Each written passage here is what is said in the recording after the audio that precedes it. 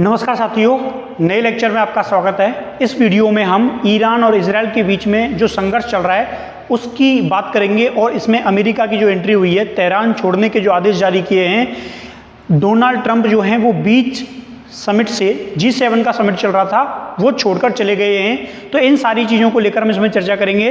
तो सबसे पहले देखिए, अमेरिका के जो राष्ट्रपति हैं डोनाल्ड ट्रंप, उनका एक जो ट्वीट है वो बहुत वायरल हो रहा है और इसमें इन्होंने जो बात कही है वो ये कहा है कि इमीडिएटली जो लोग तेहरान में हैं, ठीक है, everyone should immediately evacuate Tehran, यानी कि जो भी लोग तेहरान में हैं इस समय वो तेहरान छोड़ दें। आप लोगों को मालूम है तेहरान जो है वो ईरान की राजधानी है।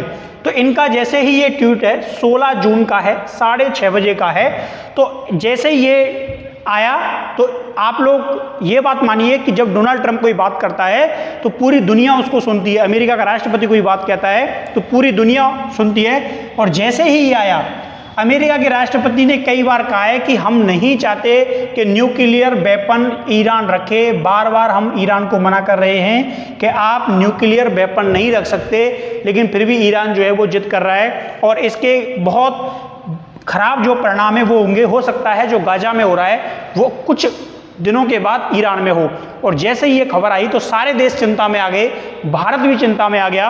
और भारत ने, तुमको मालूम है ईरान के अंदर बहुत सारे जो भारतीय हैं वो रहते हैं, बहुत सारे भारतीय काम करते हैं, बहुत सारे भारतीय पढ़ते भी हैं। आप लोगों को मालूम है अलग अलग देशों में स्टूडेंट जो है वो पढ़ने जाते हैं, अलग अलग चीज़ों के उद्देश्य से जाते हैं। जरूरी नहीं मेडिकल साइंस, रॉकेट साइंस की पढ़ाई करें, दुनिया भर में अलग अलग तरह की पढ़ाई है। तो ईरान जाते हैं। यहाँ पर आप लोग देखिए इंडिया इन ईरान, यानी कि भारतीय दूतावास का ये ट्वीट है। उन्होंने तुरंत इमीडिएटली ये संदेश जो है वो भेजा और ये कहा कि all Indian nationals who are in Tehran, तो जो भी लोग तेहरान में हैं और वो इमीडिएटली अपना लोकेशन हमारे साथ साझा करें। ये कॉन्टैक्ट नंबर जो है वो जारी किए थे, क्योंकि तेहरान के अंदर कुछ बड़ा होने वाला है, इसलिए भारतीय दूतावास भी क्या हो गया, एक्टिव हो गया। और तुरंत उन्होंने ये मोबाइल नंबर जो है वो जारी कर दिए। बताते हैं कि ईरान के अंदर वर्तमान समय में 10,000 भारतीय जो हैं वो हैं। इसके अलावा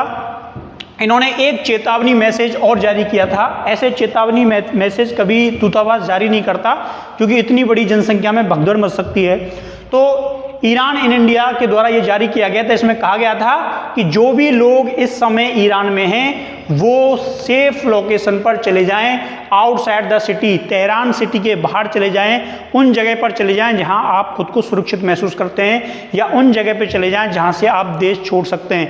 क्योंकि मालूम है तेहरान के अंदर जो फ्लाइट है, एयरपोर्ट है, वो सारी चीज़ बंद है, तो कहीं बाहर चले जाएं। अब देखिए भारतीय जो इस समय ईरान में हैं वो कहाँ जा सकते हैं, क्या क्या संभावनाएं हैं। सबसे ज़्यादा जो इम्पोर्टेंट जगह है, देखो तुर्की के साथ आजकल हमारे संबंध जो है वो बहुत ज़्यादा खराब चल रहे हैं, तो इसलिए तुर्की तो कोई अच्छा विकल्प है भी नहीं। इसके अलावा जो सबसे इम्पोर्टेंट है, इधर इराक की तरफ भी जाना, क्योंकि यहाँ इजराइल और ईरान के बीच में संघर्ष चल रहा है, तो ये पूरा इलाका तो क्या है, ब्लॉक हो रखा है।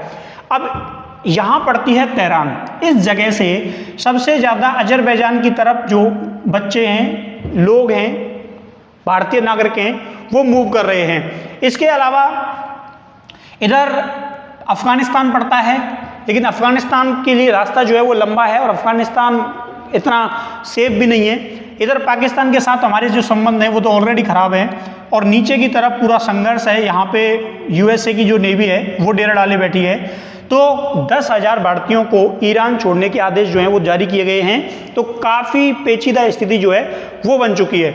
इधर सऊदी अरब यानी कि तेहरान से इधर जो है वो आना संभव नहीं है, क्योंकि फ्लाइटें इधर चल नहीं रही। तो अधिकतर जो लोग हैं वो अजरबैजान की तरफ जा रहे हैं, ठीक है। तो ये तो हो गया वर्तमान स्थिति के संदर्भ में। अब आप लोग जब आगे देखेंगे, जैसे ये मैसेज वायरल हुआ तो भारतीय लोग तो छोड़ो, दुनिया भर के जो लोग इस समय तेहरान में हैं, ईरान की राजधानी में हैं, वो सब के सब लोग निकल पड़े और रोड जो है वो जाम हो गया। सोचो अचानक कहा जाए कि भाई तुमको जो है ना वो अपना शहर खाली करना है 1 घंटे के अंदर, तो क्या पूरा शहर एक साथ खाली हो सकता है? नहीं हो सकता। तो ये स्थिति है ईरान की, तेहरान की सड़कों पे सभी लोग जो है वो गाड़ियों में बैठ बैठ के भाग रहे हैं। आप लोग यहाँ देखिए, यहाँ देखिए, ये तो दिन का सीन है, लेकिन आप लोग जो सिटी के बाहर का दृश्य है इसमें आपको एक ही रोड दिख रहा होगा, एक ही रोड पर गाड़ियां दिख रही हैं। ये सब गाड़ियां बाहर जा रही हैं, आने वाली गाड़ियां जो हैं वो बहुत कम है। सिटी के अंदर गाड़ियां नहीं आ रही, सारी बाहर जा रही हैं। तो इस प्रकार की स्थिति है। और सोचो जो लोग तेहरान के अंदर बैठे हैं उन लोगों की क्या दशा होगी, क्यों क्या पता इजराइल जो है वो परमाणु बम मार दे। और जब यूएसए किसी चीज़ में इन्वॉल्व हो जाता है तो दहशत तो बनती है। ईरान के पास ऐसी कोई खास व्यवस्था है नहीं कि इस आक्रमण को झेल पाएगा, कभी ना झेल पाएगा। अब देखो ये तो हो गया उनका इशू, ये तो हो गया जो वर्तमान में इजराइल के संघर्ष के बीच में चल रहा है, लगातार दोनों के बीच में संघर्ष हो रहा है। ये आज की अपडेट थी। क्या हुआ है, ट्रंप ने कहा है कि जो लोग ईरान इराक में हैं वो छोड़ दें। ठीक है, ये एक स्थिति हो गई। अब हम दूसरी स्थिति की चर्चा करते हैं। दूसरी स्थिति जो बनी, आप लोगों को मालूम है भारत के जो प्रधानमंत्री हैं श्री नरेंद्र मोदी, ये गए थे कनाडा। कनाडा के अंदर G7 का समिट जो है उसको ये अटेंड करने गए थे। G7 का जो समिट है वो कनाडा में हो रहा है, और कनाडा में एक जगह है कनाडा, इसके ये 15 से 17 जून के बीच में ये चला। ठीक है, चला कल वहाँ के हिसाब से अगर हम बात करें तो। और नरेंद्र मोदी जो हैं ये, एक मिनट, नरेंद्र मोदी जो हैं ये 6वीं बार G7 समिट में शामिल होने गए थे। आप लोगों के मन में सवाल आएगा कि साहब G7 समिट के तो हम सदस्य ही नहीं हैं, भारत जो है वो G7 का सदस्य नहीं है, फिर क्यों जाता है? हम इसमें गेस्ट के रूप में जो है वो शामिल होते हैं, और हमको समय समय पर जो देश इसको आयोजित करता है वो गेस्ट के रूप में बुला सकता है, उसके पास ये पावर होती है। और कनाडा के साथ हमारे संबंध जो है वो लंबे समय से खराब चल रहे थे। हमने खालिस्तानी जो आतंकवादी था उसकी हत्या कर दी, लेकिन वो सिटीजन था कनाडा का, निज्जर हत्याकांड तुमने सुना होगा। तो उसके बाद भारत और कनाडा के संबंध जो है वो खराब हो गए थे। उस समय के पूर्व जो प्रधानमंत्री थे वहाँ के ट्रूडो, उन्होंने भारत के ऊपर आरोप लगाया था कि इन्होंने इसके पीछे इन्वॉल्वमेंट है। इससे भारत ने इनकार किया था, इससे संबंध खराब हो गए थे। लेकिन उससे एक इम्पोर्टेंट जो चीज़ निकल के आई कि जो इनका लास्ट फोटो सेशन होता है, जो सदस्य देश वहाँ पर गए थे वो सब इसमें शामिल थे, लेकिन आपको इसमें प्रधानमंत्री नरेंद्र मोदी जो हैं वो इस फोटो में नहीं दिखेंगे।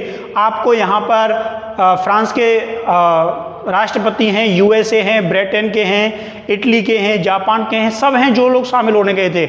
आप लोगों के मन में सवाल आएगा कि साहब जो सदस्य हैं वही तो शामिल हो सकते हैं, 7 सदस्य, लेकिन आप जब ध्यान से गिनोगे तो 1 2 3 4 5 6 7 8 9, ठीक है। तो यानी कि जिन सदस्यों को बुलाया गया था 7 के अलावा 9, तो यहाँ प्रधानमंत्री मोदी क्यों नहीं है, ये बड़ा चर्चा का विषय बना हुआ है कि अगर उनको निमंत्रण दिया गया था, बुलाया गया था, तो यहाँ फोटो में उनकी तस्वीर क्यों नहीं है। तो आप लोग कहेंगे साहब इससे पहले जब जाते थे तो क्या फोटो होता था? बिल्कुल होता था। ये 2024 का है, ये 2024 का है, पिछले ही साल का है। इसमें नरेंद्र मोदी जो है वो शामिल होने गए थे, और आप लोग यहाँ देख सकते हैं जब फोटो हुआ था तो उसमें इनको स्टेज जो है वो शेयर किया गया था, लेकिन अभी जो हुआ है इसमें आपको नहीं दिखेंगे।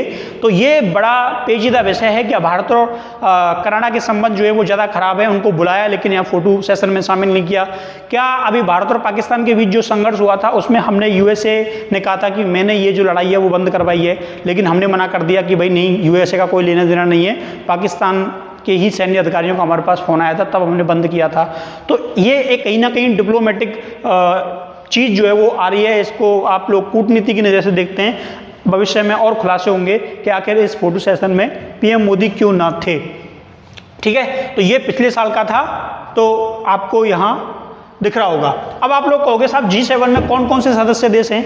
आप लोग देखिए G7 में जो सदस्य देश हैं उनमें जर्मनी, यूके यानी कि इंग्लैंड है, फ्रांस है, कनाडा है, यूएस है, इटली है और जापान है। ये G7 के 7 सदस्य हैं। क्या पहले ज़्यादा थे? बिल्कुल थे। पहले इसमें रूस भी शामिल था, G8 बोलते, लेकिन रूस को 2014 में रूस ने क्रीमिया जो है उसको कब्जा लिया था, उसके बाद इनको निकाल दिया गया था। ठीक है। उस समय के अमेरिका के राष्ट्रपति हुआ करते थे बराक ओबामा, उनके द्वारा इनको निकाल दिया गया था, ठीक है। तो ये बात आपको याद रखनी है। जबकि G8 में रसिया था, नहीं है, और G20 जो है उसमें G7 के सारे सदस्य हैं। इसमें जर्मनी है, यूके है, फ्रांस है, कनाडा है, यूएस है, इटली है, जापान है, ये तो हैं ही। इसके अलावा G20 की बात कर रहे हैं तो G20 में तुर्की भी है, यूरोपीय यूनियन है, अर्जेंटीना है, ब्राजील है, साउथ कोरिया है, मैक्सिको है, चाइना है, इंडोनेशिया है, सऊदी अरब है, ऑस्ट्रेलिया है, इंडिया है और साउथ अफ्रीका है। ये सभी देश मिलकर किसका निर्माण करते हैं? G20 का जो है वो निर्माण करते हैं। लेकिन हम यहाँ बात कर रहे थे G7 की, तो ये सारे देश आपको यहाँ दिख रहे हैं, United state, Canada, United kingdom, France, Italy, Germany और जापान। ये सब G7 के सदस्य हैं, टॉप कंट्री हैं, जो लगभग पूरी दुनिया भर का 30% जो व्यापार है, ट्रेड है, इकोनॉमी है, उसको ये कवर करते हैं। तो ये G7 से संबंधित इंपॉर्टेंट जानकारी थी, प्लस वर्तमान में चल रही घटनाओं के बारे में जानकारी थी, किस प्रकार इजराइल और ईरान का संघर्ष चल रहा है और किस प्रकार प्रधानमंत्री नरेंद्र मोदी जो हैं वो कनाडा में आयोजित हुए G7 समिट में गए थे और उसमें क्या क्या डेवलप हुई थी। वैसे कोई खास मेरे हिसाब से ये रहा नहीं, क्योंकि डोनाल्ड ट्रंप के साथ मुलाकात हुई नहीं। डोनाल्ड ट्रंप जो है वो बीच समिट में ही इसको छोड़कर चले गए, क्योंकि वो कह रहे थे कि मुझे इजराइल और ईरान के बीच में जो संघर्ष चल रहा है उसकी वजह से बीच में ये छोड़ के जाना पड़ेगा, तो वो बीच से ही लेफ्ट कर गए। तो ये जो जानकारी है वो आपको कैसी लगी कमेंट सेक्शन में बताना। इस संदर्भ में आपका कोई सवाल जवाब हो तो हमसे पूछ सकते हैं। अगर आपको ये वीडियो पसंद आया तो मित्रों के साथ साझा करें, चैनल को सब्सक्राइब करें और आप प्रतिक्रिया बताएं कि आपके मन में कोई सवाल है, कोई डाउट है तो उसका सॉल्यूशन जरूर किया जाएगा। थैंक यू, धन्यवाद, टेक केयर।